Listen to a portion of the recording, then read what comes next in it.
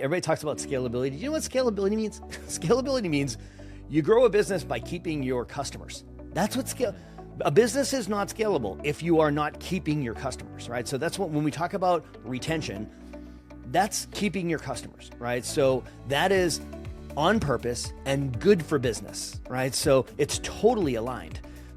Hello and welcome to the Remarkable CEO Podcast, a show dedicated to chiropractors who want to transform their job into a business so that they can have a remarkable practice as part of a remarkable life, not instead of one. With your hosts, Dr. Pete Camiolo and Dr. Stephen Franson. What's up, Remarkables? Welcome back to another episode of the Remarkable CEO Podcast, chiropractic's #1 podcast. I'm Dr. Stephen Franson. And I'm Dr. Pete Camiolo. Hey, Dr. Pete, it's great to be back in the studio here with you, man. I've been in the studio quite a bit. There's a whole bunch of our friends and colleagues and some of our success partners, some other experts coming in. So, man, it's nice to see you, brother. And I'm excited for the conversation that we're going to have today. Just continuing this awesome series that we started about helping people unearth their primary constraint. So you guys have heard it probably, if you've been listening to the series, you've heard it 3 or 4 times, and I'm going to say it again so you just stay focused. I know you got a lot going on, really, and frankly, that's the purpose for this series, right? So yeah, we got a lot of challenges. We got a lot of opportunities. We've got a lot of distractions going on in our world, and we've got lots of problems. Let's just face it. But what I'll tell you right now is if you're a growth practitioner, you want to serve more people, you want to make a bigger impact and make a bigger income, there is one primary constraint. There's one major constraint. There's this one first domino that if you would just address this, slay this dragon, Dr. Pete, the practice will be pulled to the next level.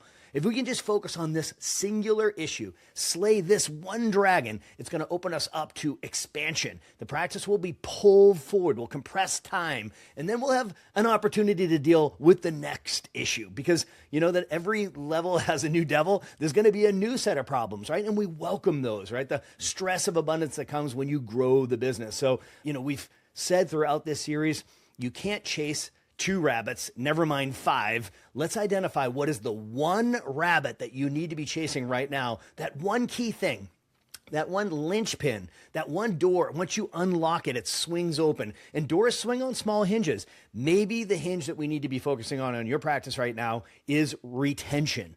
Patient retention in the category, in the domain of delivery, right? So it all comes down to retention. I know, Dr. Pete, we're very careful not to project our philosophy when we can help ourselves. Today, we can't help ourselves, right? So at the end of the day, it's all about retention, guys, right? So this is where all of the results live, right? Retention is what we all want because retention is what drives better clinical outcomes for the patients, and happy patients send more patients, so it drives referrals. So retention, referrals, and revenue, all of our favorite R's. Dr. Pete, we are in the retention business, and today we're going to unearth why that means we're in the compliance business.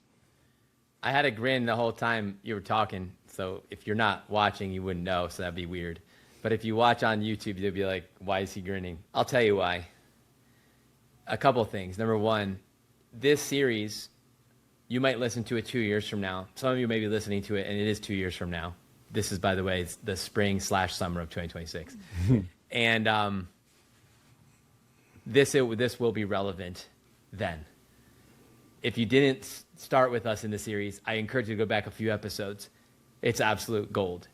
We went through what we have identified as what we believe would be an R, the constraint, the number one, the primary constraint in the first domain of attraction. We went through the domain of conversion or sales, so attraction or marketing, conversion and sales. So if you haven't, please go back and listen to those 2 episodes.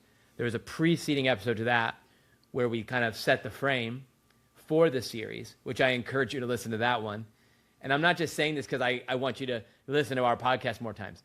No, I want you to get the fullness of what we are bringing to you. And I say this, I hope humbly, but I say it as a coach and somebody who's dedicated my life to serving chiropractic and chiropractors. This is transformative when applied. And if you have an open mind, right, the best leaders are listeners and learners. And we are appliers of what we are learning. Application, I always tell my patients, I said, information doesn't create transformation. It's the application of the information that's going to lead to your transformation. So I want to make it really easy for you to apply what I'm teaching you here tonight. I used to use that line in every advanced workshop I ever taught. It's like, you're going to walk out of here with your eyes wide open and a whole notebook full of stuff. And I said, but I want you to circle 1, 2, or 3 things you're going to highlight, and I want you to go home and tell somebody, or tell somebody to your left or your right, do it in the class. What's the 1 thing or 2 things you're going to do when you leave here today? Because my hope, Dr. Stephen, is that the things we're going to talk about, which I'm very passionate about retention, about delivery, about chiropractic care as a lifestyle success strategy for healthy human beings, very passionate about that. And my concern is that people don't consume chiropractic the way it was designed. And so we have watered down, we have mishandled, not stewarded well, that which we've been entrusted with. I think many chiropractors are really good at maybe telling the story initially and getting people to raise their hand, click the thing, take the first step, marketing. Maybe you're a fantastic marketer. So happy for you. We need great messengers in the marketplace. We're accountable to that. Maybe you hang your hat on, dude, I can close people. I'm really good at getting people to say yes and getting people to start, and it's not hard for you. And I'm like, hey, brother, hey, sister, good for you. That's amazing. But where we all walk with a limp, and I don't speak from pontificating position here, I speak from experience, where we all walk with a limp is in the area of retention.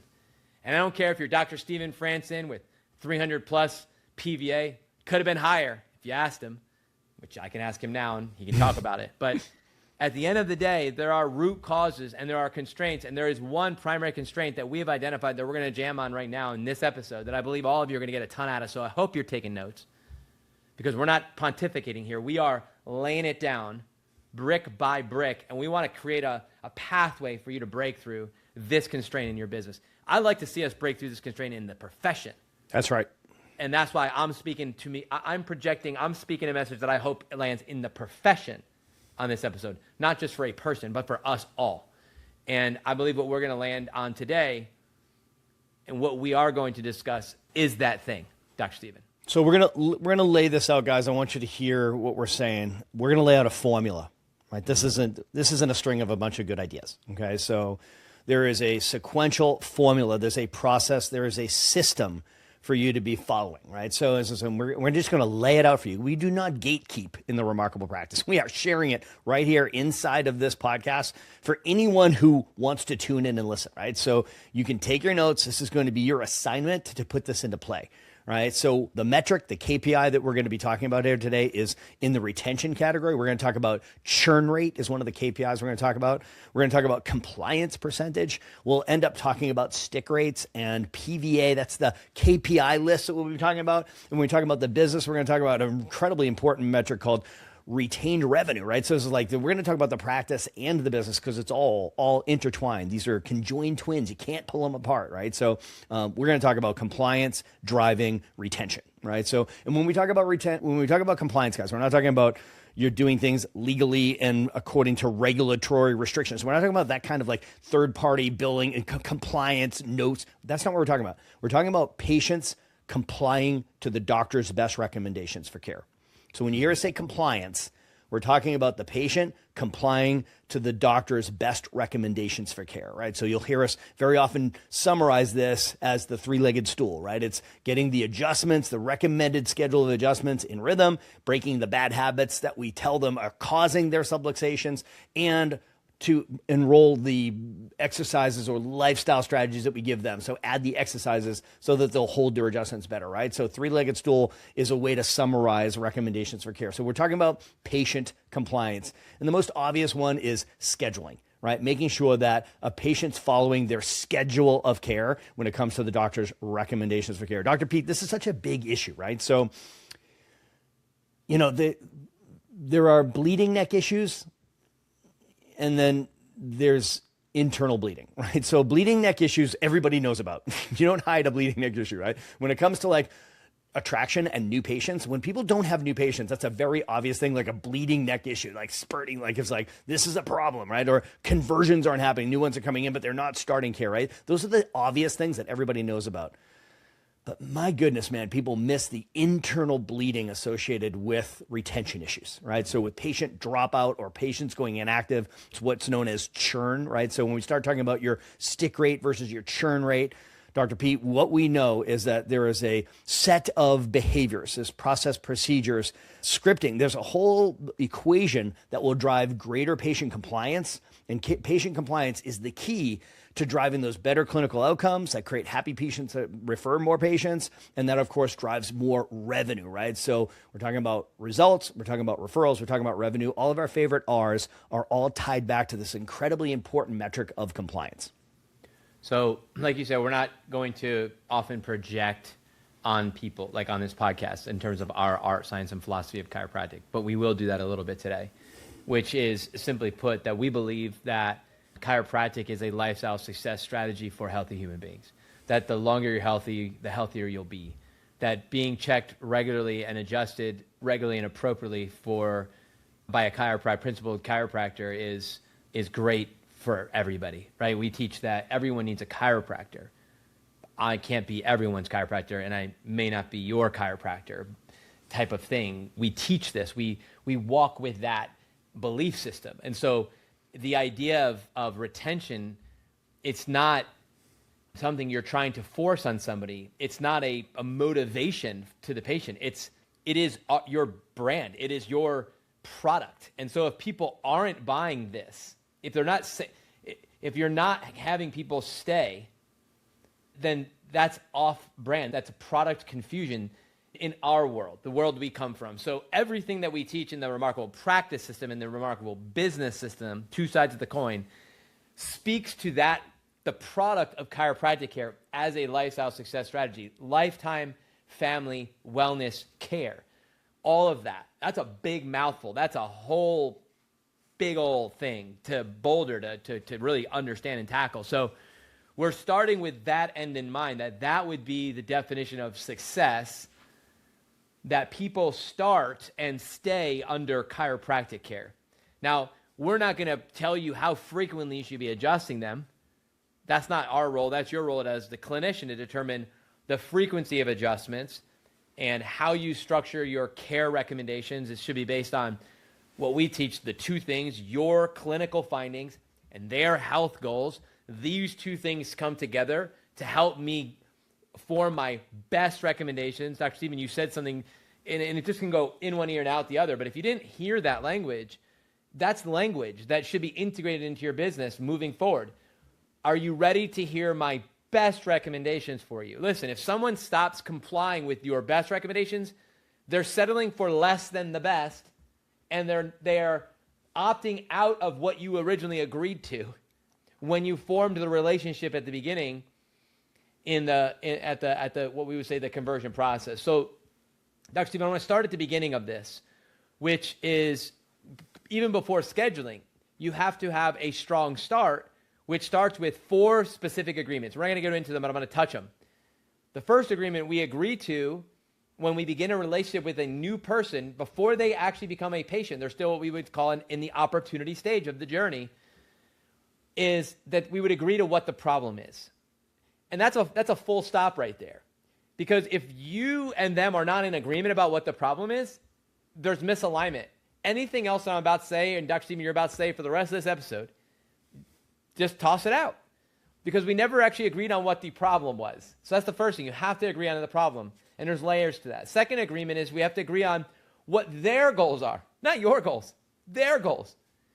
And most of us, chiropractors, often project goals or don't get goals. Or assume, yeah. And so there's that misalignment. So you might agree to the problem, but if you never agree to goals, you're going to struggle with retention, which we'll unpack in a moment. The third agreement is that we agree to a path, way forward. You are here. Let's call that A. You want to go here. Let's call that Z. In order to get from here to A to Z, there are A, B, C, E, F, G, steps to take. Here is the path to get you there. And we're going to organize your care into stages and phases, or stages based on phases, and it'll the pace and the investment of your time and your energy, and eventually your money is going to be directly related to that, to get you from A to Z. So we commit and agree to a plan that includes a commitment to time first, which is the most expensive investment they're going to make with you, is their time, And then a commitment second to energy, separated from the time commitment, not bolted together, separated out clearly as an agreement. And then once that agreement is formed, and that is, we've agreed to it, then we move on to the fourth agreement, which is a financial agreement, which is organized in a financial plan, which organizes what the care recommendations are in a simple, clear way for someone to make it easy for them to say yes and move forward. So if you want to start identifying where's my retention issues or my compliance issues specifically, start there. That I found, Dr. Stephen, in coaching hundreds of chiropractors for the last 15 years is right there. There's usually weakness. We call it a weak start, not a strong start. A weakness somewhere in there.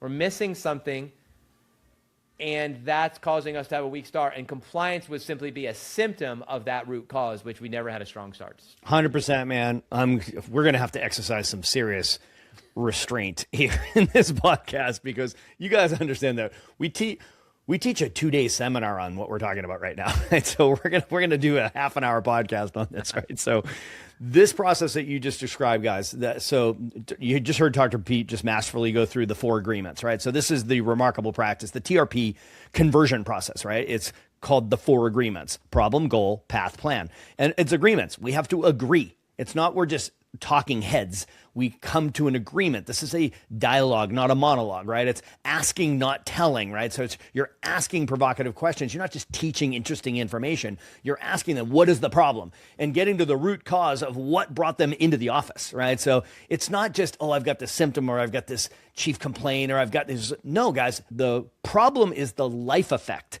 Their health has gone sideways, and it's jacking up their life. They can't do the things that they have to do, can't do the things that they want to do. They don't feel the way they want to. That's the life effect. You've got to get them to tell you that, right? So that they have full ownership, and we agree there is a problem, and that is the problem that you are here to solve. The life effect. Number 2 is, what is my goal? What are we trying to accomplish here? What's our objective? If you don't get point A and point Z, then you don't have the GPS system engaged in their minds. Like, I'm at point A. I don't want to be at point A. I want to be at point Z. Great. Let's take you through an objective process. Let's do some tests. Now that I know what you're trying to accomplish, then you can give them your path, right? What does it take to go from A to Z, right? That's the 3rd agreement, which is the path, right? So now we've agreed on the problem. We've agreed on the goals. We've agreed on the path, which is just the GPS. You told me this is where I want to go. Well, I'm giving you my best recommendations based on 2 things: your goals and my findings.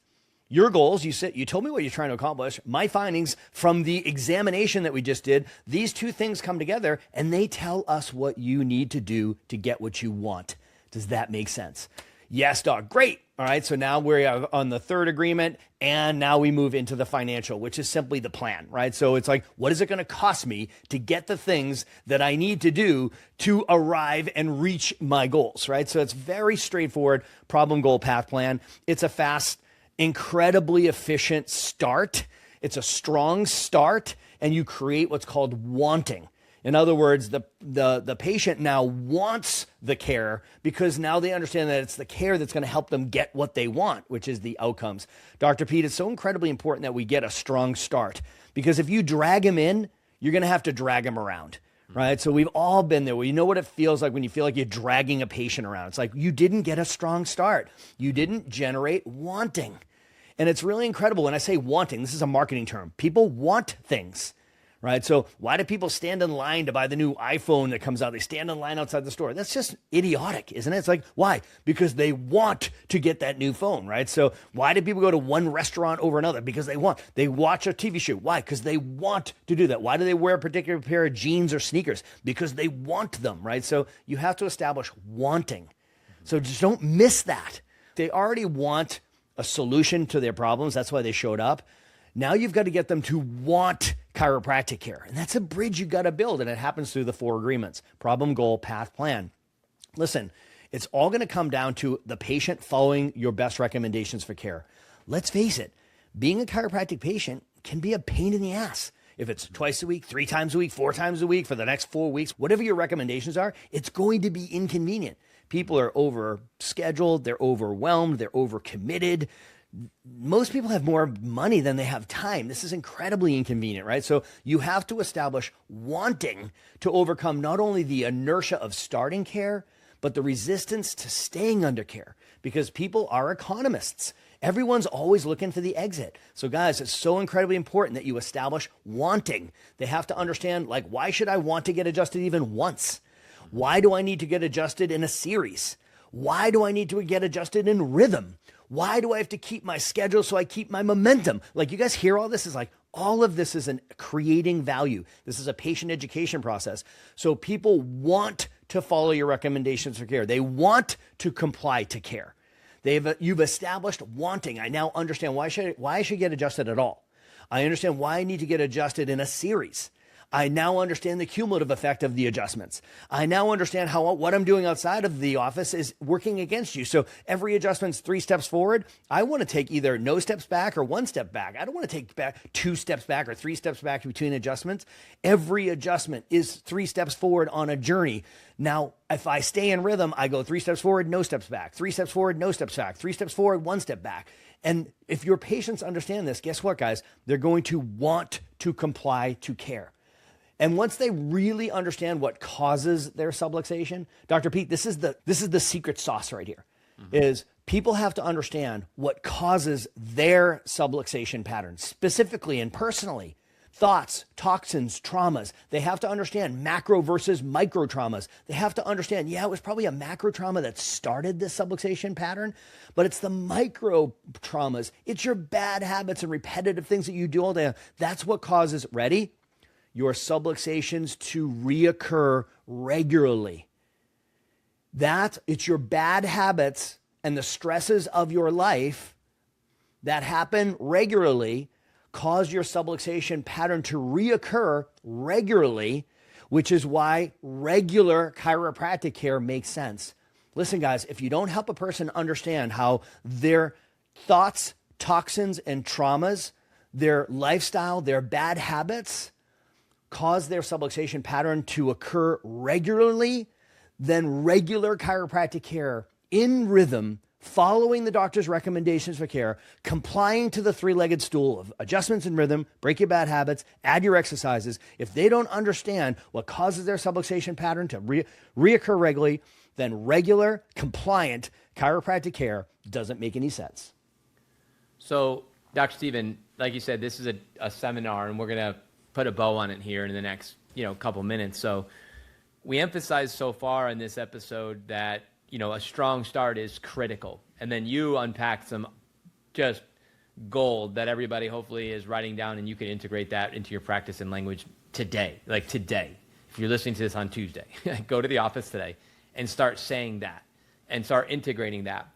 If you're looking for some tools like the 3-legged stool that Dr. Stephen, you've referenced several times, guys, we have resources for you, and we want you to take advantage of those things. And so if you're a part of the Remarkable Practice, you can find these resources, and you should be utilizing them inside of your business. If you're not a part of the Remarkable Practice family and you're not working with us directly, number one, we'd love to be able to serve you and work with you. If we can help you with this, that's what we're in the business of. But Dr. Stephen, I'd love to give the 3-legged stool to our listeners as a reference point, because it's a simple message, but the idea that results come from 3 things done at the same time over time, and one of them is the adjustments in rhythm. And so once someone starts, so you can find that in the show notes. So once someone starts care, we have in our conversion process, the 3rd day is we call a break-in, and at that moment they're agreeing to, we're setting expectations, and we're forming an agreement on what it means to be a patient in our office, a great patient, the ideal patient. And so you have to know what are the things that you want your patients to be accountable to comply with, to be a great patient. So you should organize that in a series, a set of office policies. Shouldn't be too robust, but simple and clear enough that someone can agree to it and remember it. And then you could actually follow through and hold them accountable to it. That's the key to having a strong start with compliance, is once the individual patient says yes to your care, you're not spiking the football and saying, yeah, we got another conversion. But on the very next visit, very soberly, very intentionally, very carefully, you say, now let's have a powwow and discuss exactly what it is that you said yes to. And let me clearly state what you can expect from us as your chiropractic clinic and what we expect from you as a member of this practice. And we organize that into your office policies. And there's 5 policies that we teach. One of them is the adjustments in rhythm. Now, this adjustment in rhythm expectation is set by the chiropractor, and that happens at the conversion. And then it's administrated by the team. So the doctor's job is to establish the expectations, establish the expectation around compliance that's directly connected back to the clinical findings.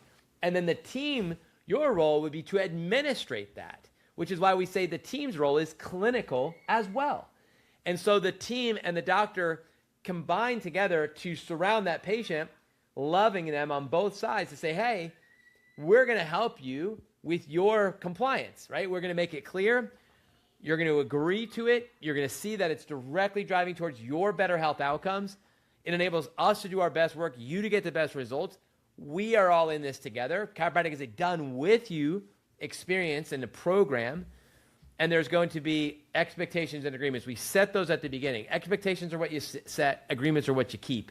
So you set the expectations, you keep the agreement, and we are in a relationship, so we hold each other accountable, and everyone knows their role in the village. That is the key. So if you're missing this, we call that day 3, but it's just a missing piece for so many of us in our businesses. We're starting fast. We're going too fast. Slow down right there to speed up. You're going to get strong starts if you do that. And then the 4th one, real quick, Dr. Stephen, is, and then have the opportunity for these people to have their paradigm shift, their aha moment, their epiphany, where they go from more than just believing that you can help them and saying yes, and they begin to understand chiropractic. We always say that, you don't have to believe in chiropractic. That's the good news, because you can understand it. And the great news is that you, as the chiropractor, probably have more information than anybody ever needs to know about health, but there are certain things that they need to know to be healthy. And you have an opportunity by creating a mechanism, a process, where every patient has an encounter. Every patient has that opportunity to have their epiphany, their paradigm shift, and they begin to understand. They begin the journey of understanding. And it takes time to truly get it, but you start that process, and it happens very early on in the patient journey. And if you do that, we would say that's the transition between conversion and retention. And when that happens, Dr. Stephen, you start to see people step into this understanding stage. Now we start seeing the better health outcomes. We start to see the referrals. You start to see the revenue. You start to see those outcomes that we want, retention, because they start to get it. But if you miss that step, Dr. Stephen, it just doesn't happen. Dr. B, this is one of my favorite conversations because I think it's one of the most aligned conversation between practice and business. Because CEOs, this is a CEO conversation. Please don't miss that, right? So let's face the truth here. So losing patients is off purpose and bad for business, right? So if you are like Dr. Pete and I, we understand that we want to create and collect ideal patients, as many as possible, right? So we talk about scalability a lot, right? Everybody talks about scalability. Do you know what scalability means? Scalability means you grow a business by keeping your customers. That's what a business is not scalable if you are not keeping your customers, right? So that's when we talk about retention, that's keeping your customers, right? So that is on purpose and good for business, right? So it's totally aligned. So when we start looking at a scalable business as one that actually creates and collects ideal customers in our space, patients, practice members, whatever terminology you use, right? So we know that compliance drives retention. It also drives results and referrals and revenue. The opposite of that, if you have poor compliance, and compliance meaning people are not following the doctor's recommendations for care, that's the precursor for them dropping out of care or going inactive.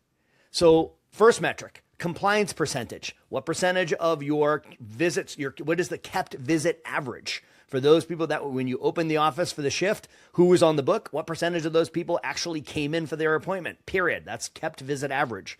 That's compliance percentage, right? Or that, and that drives retention. And what is the retention metric? Stick. What's your stick rate? What's your visit stick rate? Like how many visits does a person typically get before they drop out of care? That's your stick rate. Or what's your 4-month stick rate or your 12-month stick rate? What percentage of your people stay 4 months or stay 12 months? Those are stick rates, right? And if people are dropping out of care, that's inactives. How many people go inactive? Or what percentage of people drop out of care and go inactive? That's called your churn rate. What percentage of your patients are quitting on a monthly basis? That's your monthly churn rate. Dr. Pete, we're in the business of saving lives. And when business is good, everybody wins. We have to understand there's operational performance metrics and there's financial performance metrics. We have to be able to look at this as CEOs. And what we know to be true is this retention issue is the biggest issue. It drives our scalability. We know that compliance drives retention, and losing patients is off purpose and bad for business. Please stick around for more business insights from this week's bonus interview with our remarkable success partner dedicated to helping you more successfully help more people. Enjoy. All right, I am here with an amazing success partner that we have who has been helping chiropractors and chiropractic offices and therefore more people access chiropractic for quite some time, if I'm not mistaken. So welcome to our call here. Glenn, great to have you. Tell us a little bit about who you are. Well, thank you very much, Lona. Davlen Associates, Davlen Design has been around since the mid-'80s. Serving chiropractic. It started out when my wife was a CA working in a 400 square foot chiropractic clinic, and we came in to help her work more effectively. And that doctor that she worked for saw our work, and they hired a bunch of their friends hired us, and here we are 39 years later. We have over 7,000 chiropractors served, and we help chiropractors be able to do more in less time and in less space is what it comes to. That's amazing. I love that. And if I'm not mistaken, you have your own healing story in your family of chiropractic transforming your family's life. Right? That's why we do what we do. Yeah. Chiropractic actually saved my first son's life. He came down with an ailment that the allopathic model gave him 6 months to live. And my chiropractor jumped in and said, stop treating symptoms, start treating causes. They found it was a challenge. It was a brain tumor, C1 to C3, which is very similar to chiropractic. It was putting pressure on the nerve, which was impairing some of his elements. They did a quick little recession, and he's a little over 40 years old now. So yeah, that's why we do it. Yeah, that's beautiful.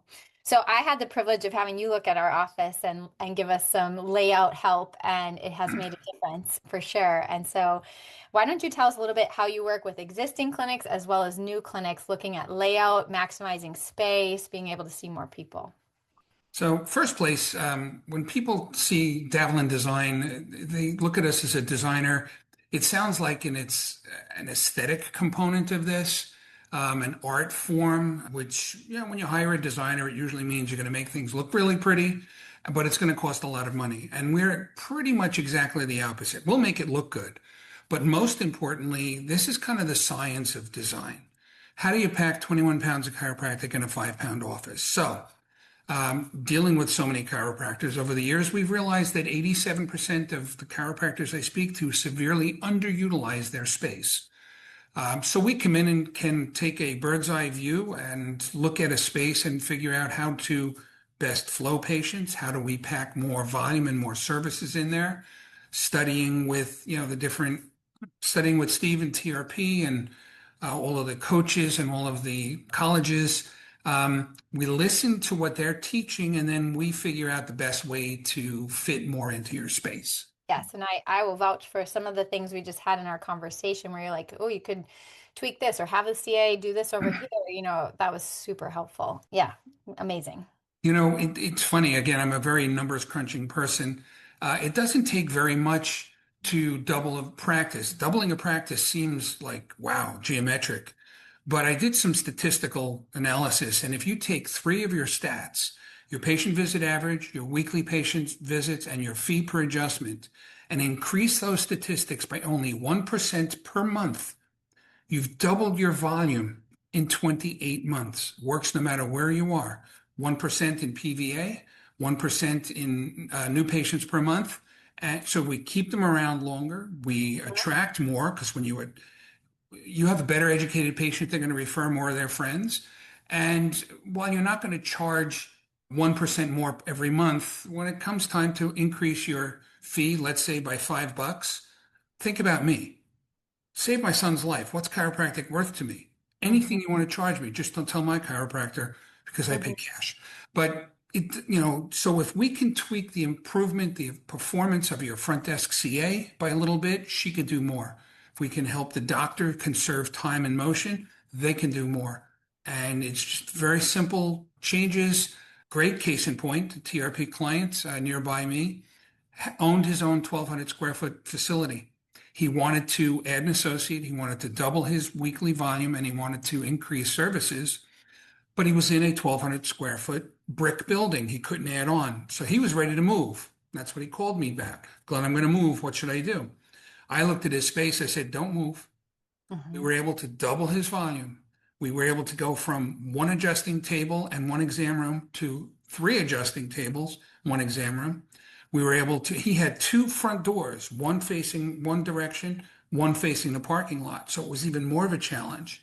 We got him 5 modality bays instead of 2, and he was able to bring on an associate in 1,250 square feet. So that's what we're all about.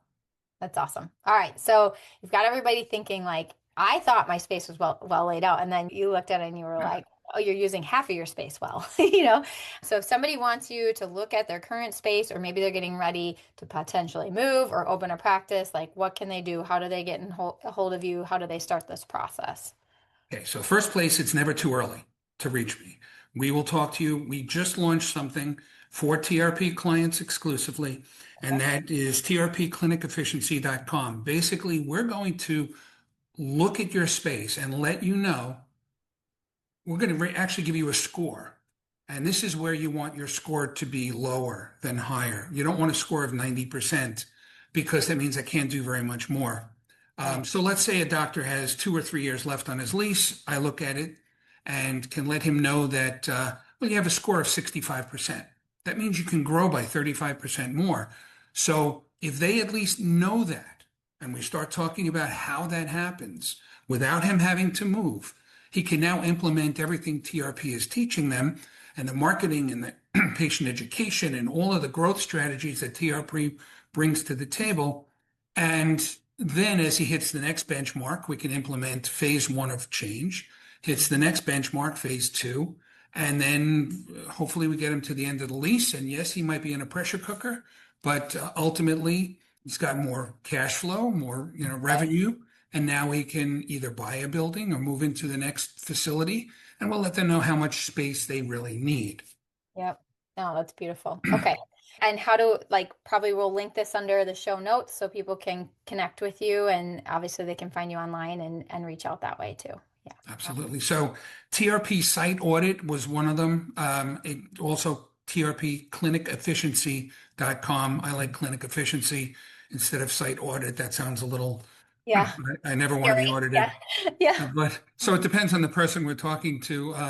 But yes, and that'll get us linked together, and then we'll take it from there. We'll show you the whole process. It's very easy. Takes a little work on their end as far as getting me photographs, but I can usually look at a space and in 10 minutes just give you an idea of, man, I could do so much with this space, and it's not going to cost you a lot, and you could do so while you're still in practice. I keep that in mind too. Yeah, I can't say enough good about just have a conversation with you and your knowledge of flow and really the demands on our offices, because I think that is a unique thing to understand the amount of people coming through an office and how disruptive certain little tweaks are. You are a genius as it relates to helping us see more people. Thank you very much. It's my pleasure, my honor. Awesome. All right. And we'll see you at one of the next upcoming immersions, I'm imagining too. Looking forward to it. Thank you so much. All right. Thanks, Glenn. Have a great day. Be well. Thanks for listening to this episode of the Remarkable CEO Podcast. If you like this podcast, please subscribe, share with a friend, and leave us a review. And if you'd like to connect with us personally, direct message us on Facebook, LinkedIn, or Instagram. Remember, what the world needs now is chiropractic, and what chiropractic needs now is more successful chiropractors.